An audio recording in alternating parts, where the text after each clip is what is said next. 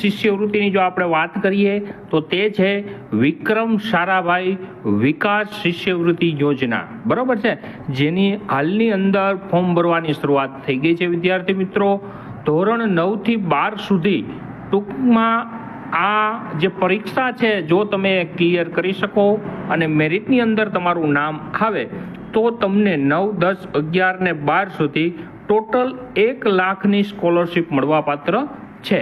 ધોરણ 8માં અભ્યાસ કરતો હોવો જોઈએ અને ગુજરાતની ગ્રામ્ય, બરાબર છે, વિસ્તારની અંદર છે એ વિદ્યાર્થી અભ્યાસ કરતો હોવો જોઈએ અને એના વાલીની એટલે કે કુટુંબની જે આવક મર્યાદા છે એ 1,50,000 કરતાં ઓછી હોવી જોઈએ. ટૂંકમાં 1,50,000 સુધી ચાલશે, બરાબર. 1,50,000 થી વધારે આવક ધરાવતા હોવા જોઈએ નહીં.